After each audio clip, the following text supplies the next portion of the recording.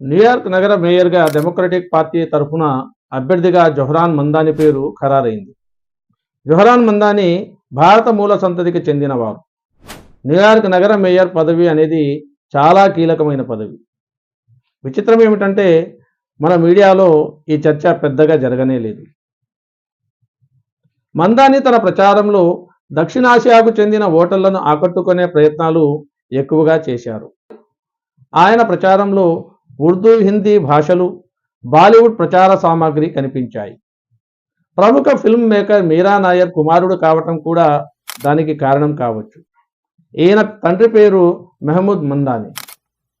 ఎందుకని మందాని గురించి చర్చ భారత మీడియాలో జరగలేదు? అతను ముస్లిం కావటం వల్లనే అని కొందరి అభిప్రాయం. ఎందుకంటే ప్రీతి పాటిల్, తులసి గబ్బార్డ్, రిషి సునాక్ తదితరుల విషయంలో భారత మీడియాలో జరిగిన చర్చతో పోల్చితే న్యూయార్క్ వంటి మహానగరానికి మేయర్ కాబోతున్న వ్యక్తి గురించి అస్సలు పట్టించుకోకపోవటం కాస్త విచిత్రమే. గత కొంతకాలంగా పరిస్థితులు చాలా మారాయి. భారతదేశంలో సమాచార హక్కు చట్టం 2005లో వచ్చినప్పుడు ప్రపంచ దేశాలు మన నుంచి నేర్చుకోవటానికి ఉత్సాహపడ్డాయి. కానీ ఇప్పుడు అలాంటి పరిస్థితి కనబడటం లేదు. అమెరికా రాజకీయాల్లో భారతీయులను, దక్షిణాసియా వారిని ప్రోత్సహించడానికి ఏర్పడిన ఇండియా ఇంపాక్ట్ ఫండ్ జొహ్రాన్ మందానికి మద్దతునిచ్చింది. కానీ Indian Americans for Cuomo, American Hindu coalition సంస్థలు మందానిని వ్యతిరేకించాయి. ఏది ఏమైనా న్యూయార్క్ మాజీ గవర్నర్ ఆండ్రూ కుమో కన్నా జొహ్రాన్ మందాని ముందంచెలో ఉండి న్యూయార్క్ మేయర్ పదవికి మార్గం సుగమం చేసుకున్నాడు. జొహ్రాన్ మందాని బాహాటంగా పాలస్తీనాకు మద్దతిచ్చినవాడు. గాజాపై ఇజ్రాయెల్ దాడిని నరసంహారం అని తీవ్రంగా విమర్శించినవాడు. అంతేకాదు న్యూయార్క్కు నెతన్యాహు వస్తే అరెస్టు చేయాలి అని అన్నాడు.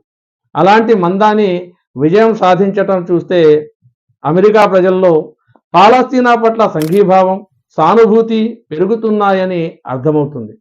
అంతేకాదు మందాని వామపక్ష భావాలున్న వ్యక్తి అన్నది కూడా అందరికీ తెలుసు. అమెరికా రాజకీయాల్లో ఇప్పుడు ఇది కొత్త మలుపుగా మారవచ్చని మరికొందరి విశ్లేషకుల అభిప్రాయం. ముఖ్యంగా యువ ఓటర్లు ఆయన పక్షాన నిలిచారు. ఇస్రాయెల్ రాజకీయాలను మందాని తీవ్రంగా విమర్శించటమే యువ ఓటర్లను ఆకర్షించిందని కొందరి వాదన. ఇస్రాయెల్ను విమర్శిస్తే అమెరికా రాజకీయాల్లో నిలబడటం కష్టం అనే వాతావరణం దట్టంగా అలుముకొని ఉన్నప్పటికీ నిర్భయంగా ఇస్రాయెల్ను తీవ్రంగా విమర్శించి తన ప్రత్యేకతను చాటుకున్నాడు జొహ్రాన్ మందాని. ఇస్రాయెల్ పట్ల మందాని ప్రకటించిన అభిప్రాయాలను రాజకీయాలకు వాడుకొని ఆయన్ను దెబ్బతీయాలని ప్రత్యర్థి కుమో ప్రయత్నించాడు. మందాని వ్యాఖ్యలను అమెరికన్ యూదులపై దాడిగా చిత్రీకరించడానికి ప్రయత్నించాడు. కానీ ఓటర్లు ఈ వాదనలన్నింటినీ తిరస్కరించారు.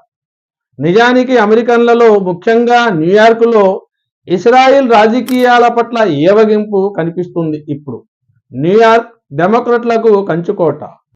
డెమోక్రాట్ అభ్యర్థిగా ఖరారైన మందాని న్యూయార్క్ మేయర్ ఎన్నికల్లో గెలుపు సాధించటం ఇక లాంఛనం మాత్రమే అని విశ్లేషకుల అభిప్రాయం.